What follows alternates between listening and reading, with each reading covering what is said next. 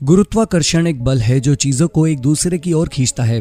यही कारण है कि हम पृथ्वी की सतह पर चलते हैं और अंतरिक्ष में नहीं तैरते हैं।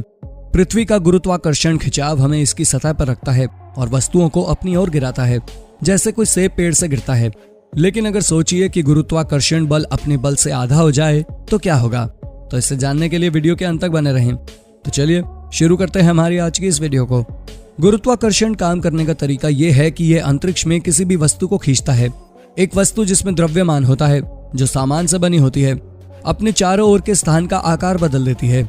ये एक कटोरे की तरह थोड़ा सा आकार बनाता है, जिसका अर्थ है कि चीजें स्वाभाविक रूप से बीच की ओर लुढ़क जाएंगी जहां द्रव्यमान वाली वस्तु है।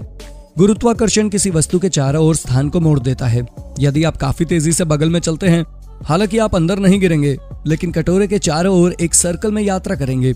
यही कारण है कि पृथ्वी वर्ष में एक बार सूर्य का चक्कर लगाने के बजाय उसमें डूब जाती है। यदि पृथ्वी का गुरुत्वाकर्षण केवल आधा था जितना कि अभी है, तो आप ऊंची छलांग लगा सकते हैं और शायद छत को छू सकते हैं। आप चंद्रमा पर जितना हो सके उतनी ऊंची छलांग नहीं लगा सकते थे, हालांकि जहां गुरुत्वाकर्षण पृथ्वी की तुलना में 6 गुना कमजोर है। हमें चीजों को उठाना आसान लगेगा। एक भारी सूटकेस के बजाय आप 2 ले जा सकते थे, लेकिन घोड़ा या ट्रेन की गाड़ी नहीं। आप अचानक एक सुपर हीरो नहीं बनेंगे। कम गुरुत्वाकर्षण का अर्थ होगा भारी चीजों का अधिक आसानी से उठाने में सक्षम होना। चीजें हल्की लगती हैं और हल्की चीजें अधिक आसानी से चलती हैं। उड़ान भरने के लिए आवश्यक गति तक पहुंचने के लिए विमान को प्राप्त करने के लिए आपको कम बल या ऊर्जा की आवश्यकता होगी। दूसरी ओर सूक्ष्म बल जो चीजों को खुरदरा और चिपचिपा बनाते हैं, घर्षण कम वजन के कारण कमजोर होंगे। ये फिसलन वाली सतहों पर चलना और अधिक कठिन बना देगा और हवा पत्तियों, कारों और लोगों को अधिक आसानी से उड़ा देगी। निम्न वायु दाब में हवा भी हल्की महसूस होगी। आधा गुरुत्वाकर्षण हवा के दबाव को अब के आधे से कम कर देगा, जो कि 5000 मीटर से अधिक की ऊंचाई पर चढ़ने के बराबर है।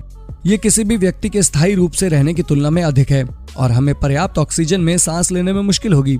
चंद्रमा पृथ्वी पर कम मजबूती से खींचेगा और पृथ्वी और चंद्रमा एक दूसरे के चारों ओर अधिक धीरे धीरे घूमेंगे। ये पृथ्वी पर ज्वार को कम करता है, जिसका अर्थ है कि समुद्र का स्तर उतना नहीं बढ़ेगा और ना गिरेगा जितना वो अभी करते हैं। इसी तरह सूर्य पृथ्वी पर कम मजबूती से खींचेगा। नतीजतन पृथ्वी को सूर्य में गिरने से रोकने के लिए अपनी कक्षा में उतनी तेजी से आगे बढ़ने की आवश्यकता नहीं होगी। ये वर्ष को बढ़ाकर 517 दिन कर देगा। गुरुत्वाकर्षण ग्रहों को सूर्य के चारों ओर कक्षा में रखता है। सबसे बड़ा परिवर्तन सूर्य द्वारा महसूस किया जाएगा और ये पृथ्वी पर जीवन में सबसे नाटकीय परिवर्तन का कारण बनेगा। सूर्य के चमकने का कारण गुरुत्वाकर्षण है।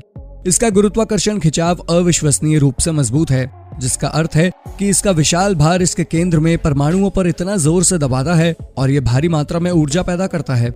ऊर्जा सूर्य की सतह को लगभग 6000 डिग्री सेल्सियस तक गर्म करती है, जिससे ये वास्तव में बहुत चमकीला होता है।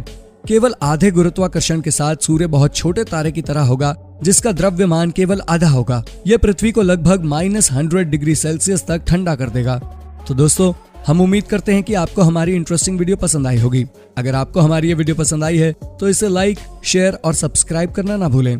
धन्यवाद।